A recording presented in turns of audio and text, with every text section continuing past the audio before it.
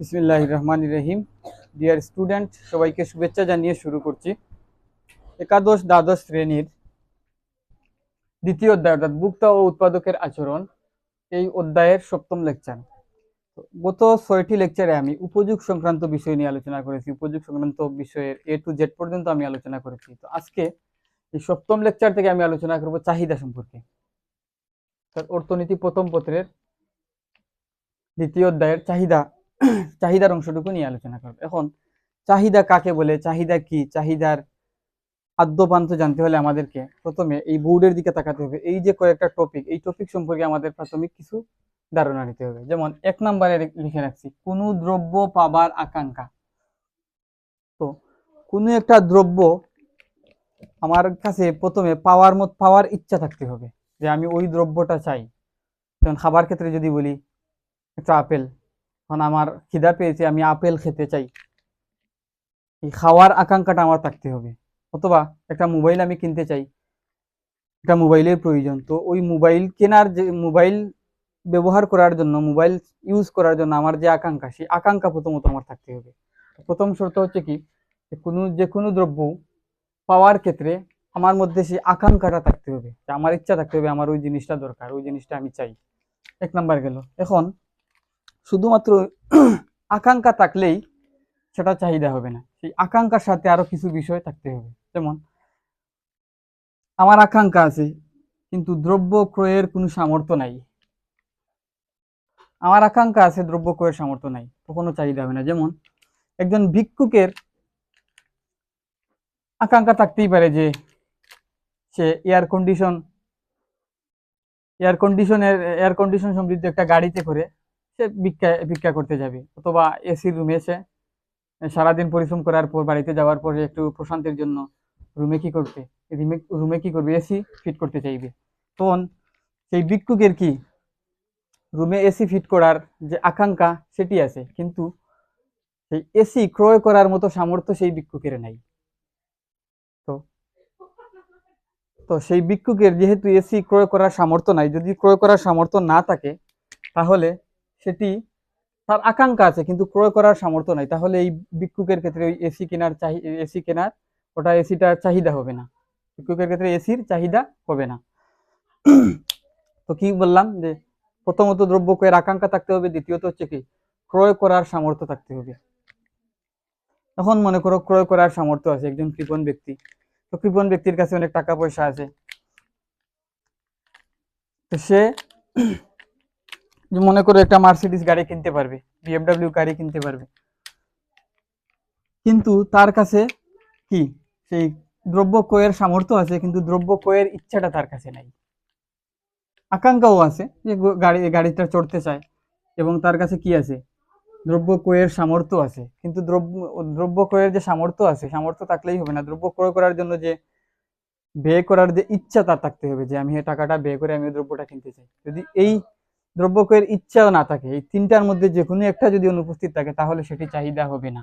তো চাহিদা হওয়ার জন্য প্রথমত কোনো দ্রব্য পাওয়ার আকাঙ্ক্ষা থাকতে হবে, দ্রব্য ক্রয়ের সামর্থ্য থাকতে হবে, এবং একই সাথে দ্রব্য ক্রয়ের ইচ্ছাটা থাকতে হবে। যদি ইচ্ছা না থাকে তাহলে সেটি চাহিদা হবে না। এই তিনটা যদি পূর্ণ হয় তাহলেই হবে এটা চাহিদা।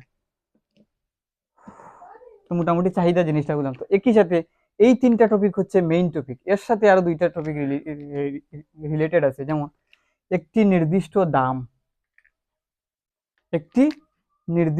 দাম এবং একটি নির্দিষ্ট পরিমাণ। তো দামের ক্ষেত্রেও চাহিদা বিরাট একটা প্রভাব ফেলে। যেমন কোনো কিছুর দাম যদি বেশি হয় তখন আকাঙ্ক্ষা বা ক্রয়ের সামর্থ্য এবং ইচ্ছা থাকলেও কি ওই জিনিসটা কিনতে চায় না মানুষ। এবং নির্দিষ্ট পরিমাণ, তো টাকার সাথে দামের সাথে পরিমাণের একটি নির্দিষ্ট সম্পর্ক আছে। যখন আমরা চাহিদা রেখা, চাহিদা বিধি বা চাহিদা সূচি অঙ্কন করতে যাব, তখন এই দুইটা বিষয় বিস্তারিত তখন আমরা ফিল করব। তখন যদি চাহিদা কাকে বলে এখন সংজ্ঞা দিতে চাই আমরা, একটি নির্দিষ্ট দামে কোনো দ্রব্য পাবার আকাঙ্ক্ষা এবং দ্রব্য ক্রয়ের ইচ্ছা এবং দ্রব্য ক্রয়ের সামর্থ্য যদি থাকে, দ্রব্য ক্রয়ের সামর্থ্য এবং ইচ্ছা যদি থাকে, তাহলে ওই চাহিদাকে, ওই যে আকাঙ্ক্ষাকে, ওই আকাঙ্ক্ষাকে বলা হয় চাহিদা। তো কোন দ্রব্য পাওয়ার আকাঙ্ক্ষার পেছনে অর্থ ব্যয়ের সামর্থ্য এবং ইচ্ছা যদি থাকে তখন তাকে চাহিদা বলে। চাহিদার বিভিন্ন সংজ্ঞা দেয়া আছে বইয়ে। চাহিদা কাকে বলে আমরা বুঝলাম। যেমন আরেকজন অর্থনীতিবিদ বলছেন, অর্থনীতিবিদ বেনহাম, কোন নির্দিষ্ট সময়ে ক্রেতা নির্দিষ্ট দামে একটি দ্রব্যের যে বিভিন্ন পরিমাণ ক্রয় করতে প্রস্তুত থাকে তাকে ওই দ্রব্যের চাহিদা বলে। তো বইয়ে বিভিন্ন ধরনের সংজ্ঞা দিয়েছে। এখন চাহিদা জিনিসটাকে প্রকাশ করা হয় কিউডি দিয়ে। চাহিদাকে প্রকাশ করা হয় কিউডি দিয়ে। কিউডি, এই যে কিউডি অর্থাৎ হচ্ছে কোয়ান্টিটি অফ ডিমান্ড, এটি দ্বারা প্রকাশ করা হয় কি চাহিদার পরিমাণ। চাহিদার পরিমাণ এবং কোয়ান্টিটি অফ ডিমান্ড, এই যে চাহিদার পরিমাণ, চাহিদার পরিমাণটা কিসের উপর নির্ভর করে? চাহিদার পরিমাণটা নির্ভর করে সাধারণত আমরা জানি ফাংশনের মাধ্যমে যদি লিখতে চাই, quantity of demand function of P, অর্থাৎ দাম, অর্থাৎ দ্রব্যের দামের উপর চাহিদার পরিমাণটা নির্ভর করে। আর কিসের উপর নির্ভর করে? আর নির্ভর করে আয়ের উপর। আর নির্ভর করে কি আয়ের উপর। তো আয়টাকে এইভাবে বড় হাতের ওয়াই দ্বারা প্রকাশ করা হয়।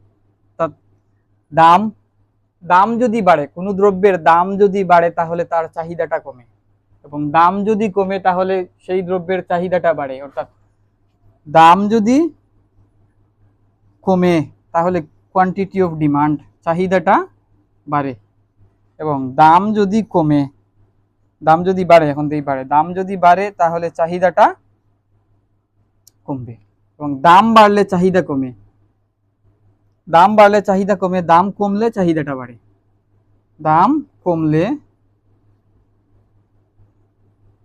চাহিদা বাড়ে, বাড়ে, দাম বাড়লে চাহিদা কমে। তো আমরা প্র্যাকটিক্যালি বিষয়টা চিন্তা করলে বুঝতে পারি, যদি কোনো দ্রব্যের দামটা বাড়ে তাহলে ওই দ্রব্যটা আমরা কম কম করে ক্রয় করব। সেই দিক থেকে বাস্তবেও আমরা এটা ফিল করতে পারি যে কোনো দ্রব্যের দাম বাড়লে চাহিদা কমে, দাম কমলে চাহিদাটা বাড়ে।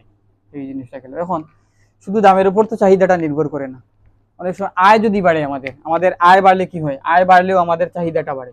এক্ষেত্রে আয় যদি বাড়ে চাহিদাটা বাড়ে, আয় বাড়লে চাহিদা বাড়ে, এবং আয়ের সাথে চাহিদা বাড়ার সম্পর্ক কি পজিটিভ, আয়ও বাড়বে চাহিদাও বাড়বে। আর দামের সাথে হচ্ছে কি বিপরীত, যদি দাম বাড়ে চাহিদা কমবে, দাম কমলে চাহিদা বাড়বে। তো এই যে দাম বাড়লে চাহিদা কমে, দাম কমলে চাহিদা বাড়ে, এটা নিয়ে একটু পরে বিস্তারিত আলোচনা করছি। তো আর কি কি বিষয়ের উপর চাহিদাটা নির্ভর করে দেখি।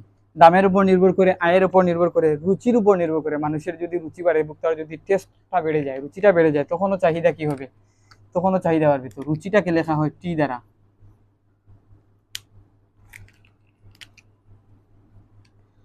টেস্ট, টেস্ট অর্থ রুচি,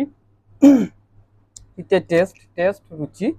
এবং আর কিসের উপর নির্ভর করে? আর নির্ভর করে বায়ার, অর্থাৎ ক্রেতার সংখ্যা, বি ইউ মানে বায়ার, ক্রেতার সংখ্যা। ক্রেতার সংখ্যা যদি বাড়ে তাহলে চাহিদা বাড়বে, ক্রেতার সংখ্যা যদি কমে তাহলে চাহিদা কমবে। আর কিসের উপর নির্ভর করে? প্রাইস অফ সাবস্টিটিউট গুড, অর্থাৎ সাবস্টিটিউট গুড, বিকল্প পণ্যের দাম। আর নির্ভর করে, চাহিদাটা নির্ভর করে বিকল্প পণ্যের দামের উপর। অর্থাৎ বিকল্প পণ্য, যদি আমার দ্রব্যটা যদি এখানে হয় চিনি, যেমন আমার চিনির চাহিদার কথা চিন্তা করলাম, যদি চিনির চাহিদাটা হয়, এখানে দ্রব্যটা যদি হয় চিনি, অর্থাৎ চিনির চাহিদা, চিনির চাহিদা, এক্ষেত্রে চিনির বিকল্প দ্রব্যগুলা কি? গুড় অথবা সেকারিন বা আরো বিভিন্ন মিষ্টান্ন জাতীয় দ্রব্য।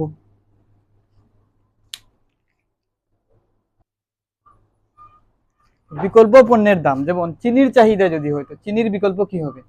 চিনির বিকল্প হচ্ছে গুড় অথবা সেকারিন। এখন গুড়ের দাম যদি বাড়ে,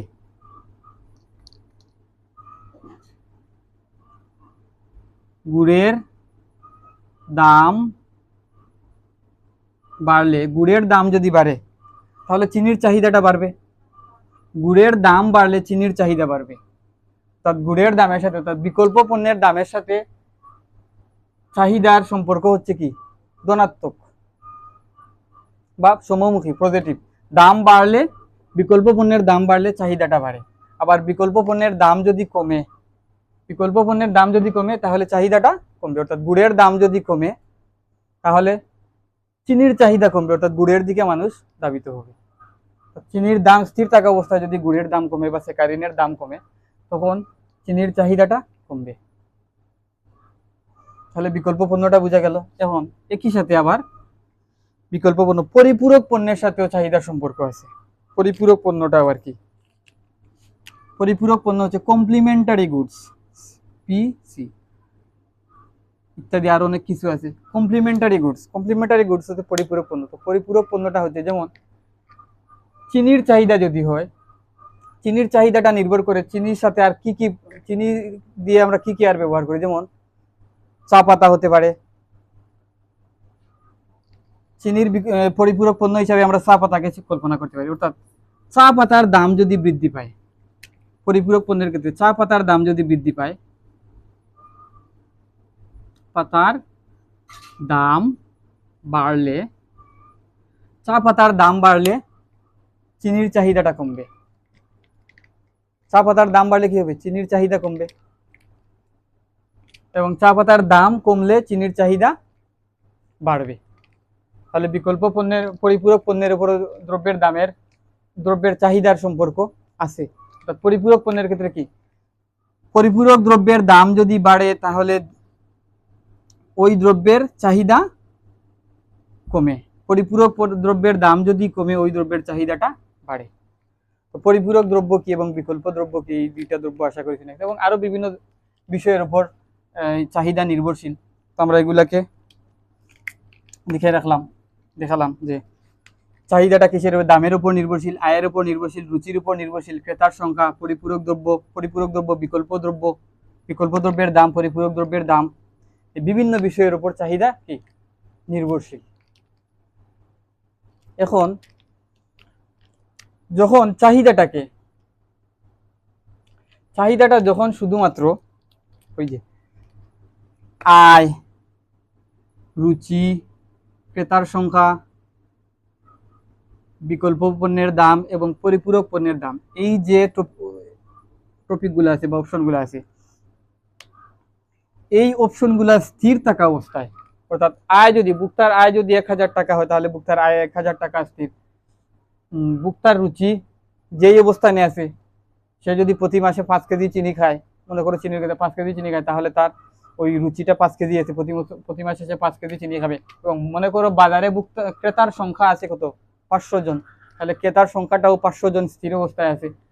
এবং বিকল্প পণ্যের দাম, অর্থাৎ গুড়ের দাম যে অবস্থায় আছে, যদি গুড়ের দাম প্রতি কেজি 70 টাকা হয় তাহলে গুড়ের দাম প্রতি কেজি 70 টাকা, ওই অবস্থায় স্থির আছে। এবং বিকল্প পণ্যের দাম সেটাও স্থির আছে। যেমন চা পাতার দাম যদি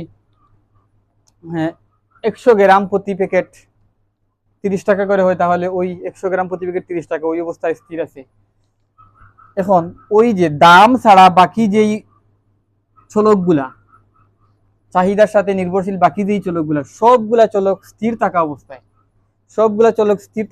শুধুমাত্র যদি দামের পরিবর্তন হয় তখন চাহিদার পরিবর্তন যে হয়, এইটাকে বলা হয় চাহিদা বিধি। এটাকে কি বলা হয়? চাহিদা বিধি। চাহিদার সাথে সম্পর্কিত যত উপাদান আছে, দাম ছাড়া যত, দাম সহ যত উপাদান আছে, সবগুলো উপাদান স্থির থাকা অবস্থায় শুধুমাত্র দামের পরিবর্তনে চাহিদার যে পরিবর্তন হয়, এটাকেই বলা হয় চাহিদা বিধি। চাহিদা অপেক্ষকের সাথে সম্পর্কিত সমস্ত চলক স্থির থাকা অবস্থায় শুধুমাত্র দামের পরিবর্তনের ফলে চাহিদার যে পরিবর্তন হয় তাকে বলা হয় চাহিদা বিধি। তো এখন এটা তো আমরা জানি যে এই সবগুলো স্থির অবস্থায় আছে। এখন দাম যদি বাড়ে তাহলে কি হবে? কোয়ান্টিটি অফ ডিমান্ড হ্রাস পাবে। এবং দাম যদি কমে, কোয়ান্টিটি অফ ডিমান্ড বাড়বে। দাম বাড়লে চাহিদা কমবে, দাম কমলে চাহিদা বাড়বে। অর্থাৎ দাম এবং চাহিদার মধ্যে একটি বিপরীতমুখী সম্পর্ক আছে। দাম এবং চাহিদার মধ্যে কি একটি বিপরীতমুখী সম্পর্ক আছে। বিপরীতমুখী সম্পর্ক একটি যদি বাড়ে অপরটি কমে, একটি কমলে অপরটি বাড়ে, তাহলে এটা কি বিপরীতমুখী সম্পর্ক না? তাহলে এই যে দাম এবং চাহিদার মধ্যে যে বিপরীতমুখী সম্পর্ক আছে, এটাই হচ্ছে চাহিদা বিধি। দাম এবং চাহিদার মধ্যে যে বিপরীতমুখী সম্পর্ক, এটাই হচ্ছে চাহিদা বিধি। এখন আমি একটি চাহিদা এবং দামের সম্পর্কে একটি কি করবো, এখানে সূচি তৈরি করব, টেবিল তৈরি করব। এখানে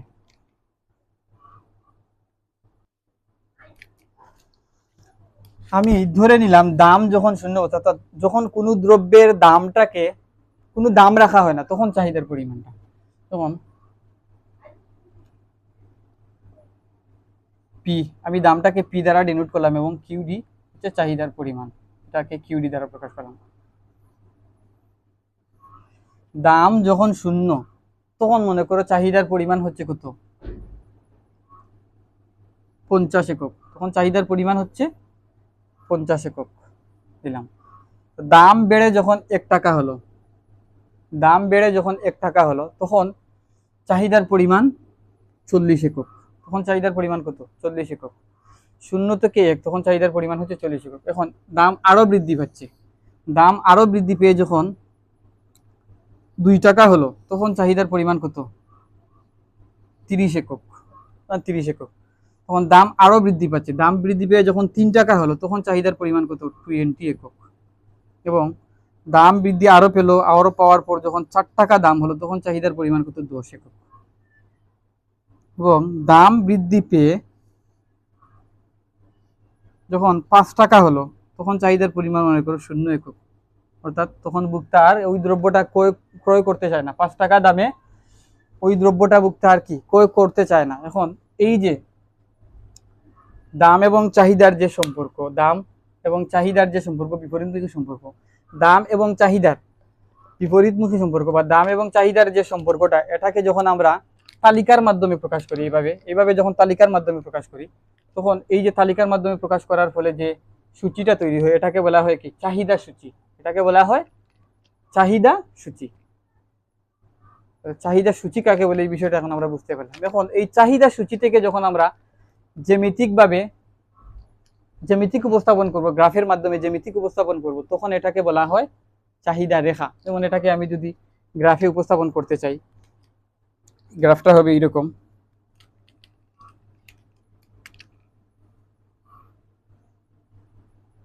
এখানে ধরলাম দাম, আর এখানে ধরলাম কি, কোয়ান্টিটি অফ ডিমান্ড। তো এখানে একটা বিষয় বলা ভালো, যখন আমরা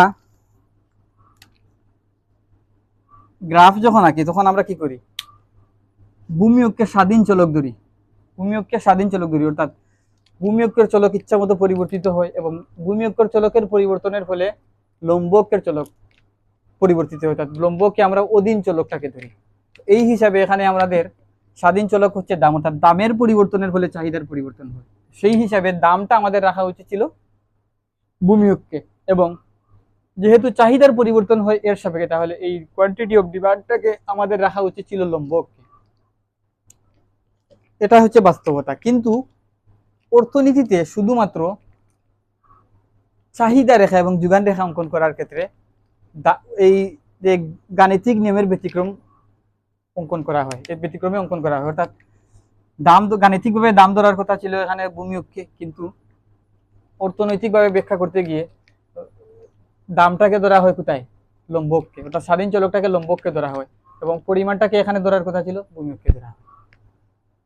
অর্থনীতির এই ক্ষেত্রে শুধুমাত্র এটির ব্যতিক্রম, এটা অর্থনীতিবিদগণ মেনে নিয়েছেন, এবং এইভাবে লিখতে পড়তে অর্থনীতিবিদরা অভ্যস্ত হয়ে গেছেন, লিখতে অভ্যস্ত হয়ে গেছেন, এবং আমরাও পড়তে অভ্যস্ত। আমরাও সবাই সবসময় এরকমই পড়ি, গাণিতিক নিয়মের ব্যতিক্রমে গিয়ে আমরা এইভাবে পড়ি।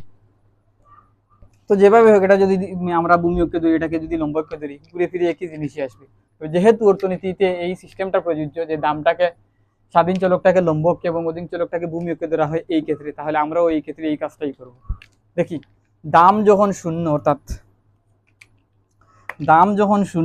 এইখানে দাম যখন বৃদ্ধি পায় নাই, দাম যখন বাড়ে নাই, তখন চাহিদার পরিমাণ 50 একক, আমি ধরলাম এখানে 10, 20, 30, 40, 50। তাহলে আমি ধরলাম চাহিদার পরিমাণ তখন কোথায়, এই জায়গাতে হচ্ছে চাহিদার পরিমাণটা এখানে। আচ্ছা, এখন দাম বৃদ্ধি পেয়ে যখন 1 টাকা হলো, ধরলাম এখানে দাম বৃদ্ধি পেয়ে যখন 1 টাকা হলো,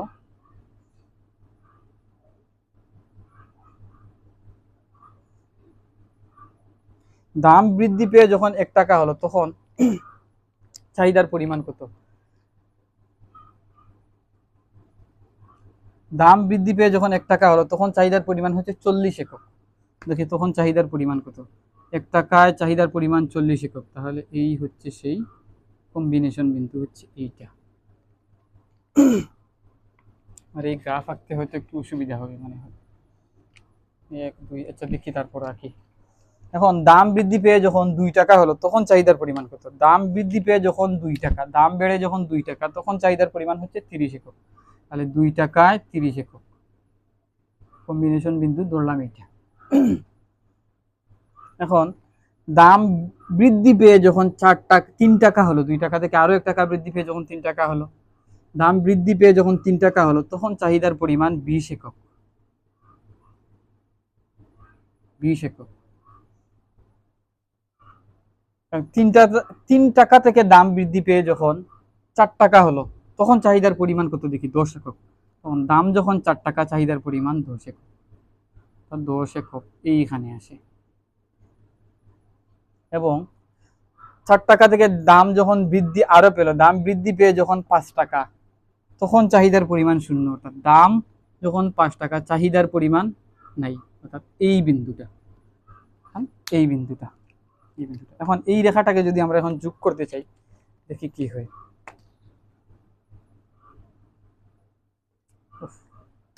পাকা করে ফেললাম।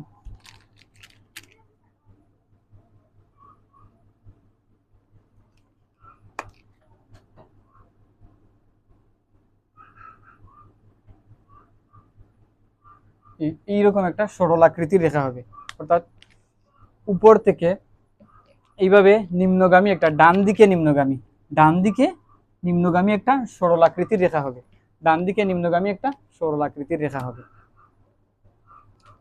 এটা সরলাকৃতি হওয়ার কারণ হচ্ছে কি, যে একটি কনস্ট্যান্ট হারে, অর্থাৎ স্বাধীন চলকের এক একক পরিবর্তনে,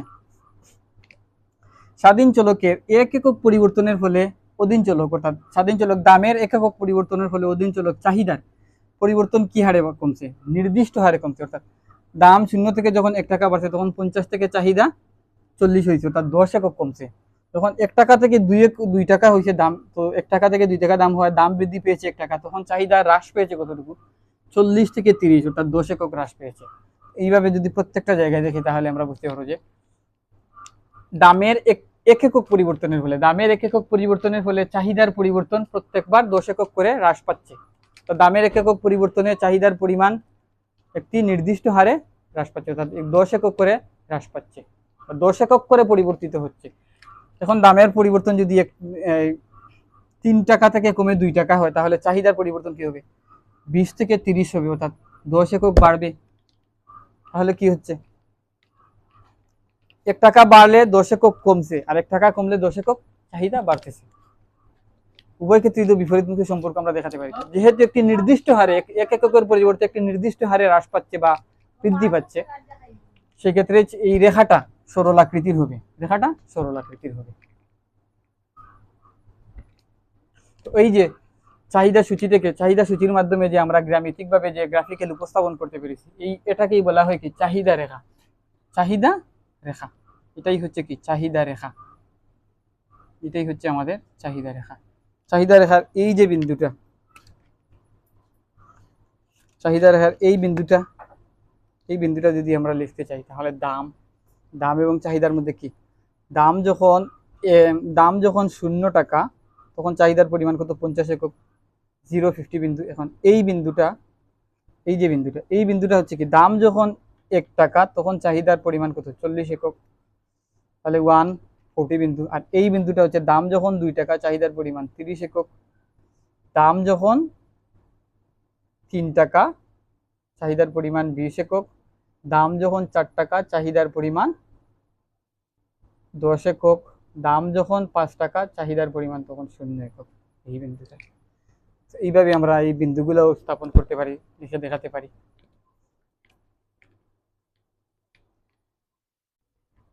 তো আজকে ডিয়ার স্টুডেন্ট, আজ এই পর্যন্তই থাকবে। চাহিদা রেখা অঙ্কন পর্যন্ত আমরা দেখলাম। পরবর্তী লেকচারে আমি চাহিদার সমীকরণ নিয়ে আলোচনা করব। তো চাহিদা সমীকরণ কিভাবে গঠিত হয় এবং চাহিদা সমীকরণের মাধ্যমে কিভাবে ঢাল নির্ণয় করতে হয়, ঢাল জিনিসটা কি? আচ্ছা, ঢাল জিনিসটা আমি এখানে একটু বলি। এই যে 0 থেকে 1, অর্থাৎ স্বাধীন চলকের পরিবর্তন হয়েছে 1 একক, অধীন চলকের পরিবর্তন হয়েছে কত একক? 10 একক। এই যে 10 একক পরিবর্তিত হয়েছে, এটাই হচ্ছে ঢাল।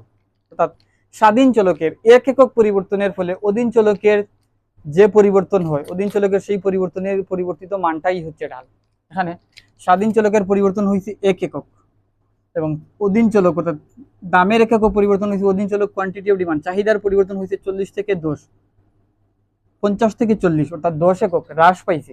এই যে হ্রাস পাক অথবা বৃদ্ধি পাক, হ্রাস পাওয়া অথবা বৃদ্ধি পাক, অর্থাৎ পরিবর্তন হয়েছে 50 থেকে 40, পরিবর্তন হয়েছে কত একক? 10 একক। এই যে পরিবর্তন হয়েছে 10 একক, এই 10টাই হচ্ছে ঢাল। এই 10 একক পরিবর্তন হয়েছে কিসের জন্য? দামের 1 একক পরিবর্তনের জন্য। এই যে 1 এককের সাথে স্বাধীন চলকের বা দামের, এখানে স্বাধীন চলকের 1 একক পরিবর্তনের সাথে অধীন চলকের 2 একক পরিবর্তন হবে, এটাই হচ্ছে ঢাল। এই জিনিসটা যেন মাথায় থাকে যে স্বাধীন চলকের পরিবর্তন হতে হবে 1 একক, স্বাধীন চলকের পরিবর্তন হওয়া চাই 1 একক। ওই স্বাধীন চলকের 1 একক পরিবর্তনের ফলে অধীন চলকের যতটুকু পরিবর্তন হবে ওইটুকুই হচ্ছে ঢাল।